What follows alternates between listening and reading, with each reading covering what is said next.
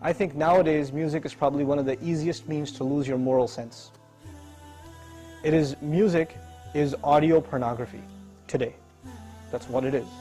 It's explicit, it's shameless, it's vulgar, it takes your sense of humanity away from you, it makes you look at women as objects, worse than animals. Just as, and these people are talking about women like they're talking about, an animal, really. It objectifies women, and especially I've noticed a lot of the brothers that I know of, Muslims, that are really into the hip-hop scene, and they're kind of doing the hifz of the song, right? They're memorizing the song, and they're really good at reciting it with perfect tajweed too, right? And so they do that, and it's just horrible language, horrible, horrific language. The only simple response I have to that, if you have any regard for the book of Allah, that you really think it's from Allah, بِئْسَ الِاسْمُ الْفُسُوقُ بَعْدَ الْإِيمَانِ. Even the name, the mention, the word for something bad is terrible once you have faith.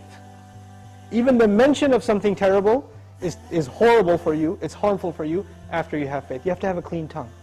You have to say what قُلْ لِعِبَادِي يَقُولْ الَّتِي هِيَ أَحْسَنُ. Tell my slaves to say that which is the best. Say what is the best. Say good things from your mouth.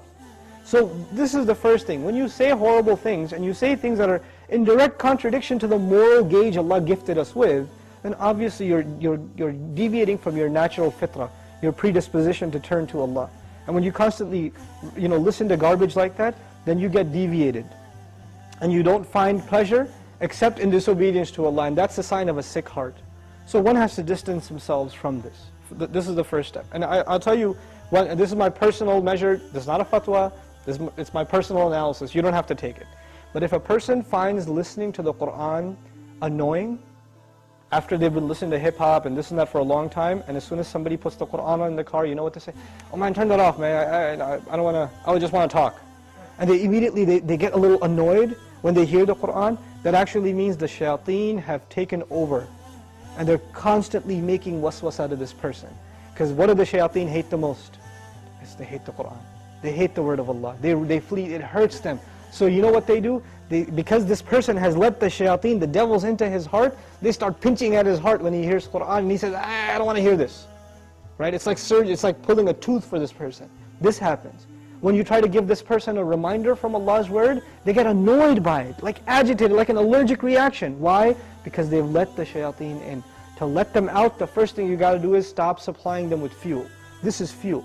This useless wasting of time, this is fuel for shaitan. They love that you waste your time. They love it. Because the one asset, the one piece of wealth Allah gave every human being is time. And what is music and TV and YouTube and Facebook and MySpace and like Twitter and whatever else? If you're spending hours and hours and hours on this stuff, what is it except destroying your time? It's taking that one asset away from you. Shaitan would love nothing more. May Allah subhanahu wa ta'ala give you the strength to get away from these temptations. My advice that I keep going over, I can't get enough of giving this advice, find better friends. Find company that is not into these things and try to spend more time with them, and inshallah you'll wean yourself off of these habits. Bi-idhnillah.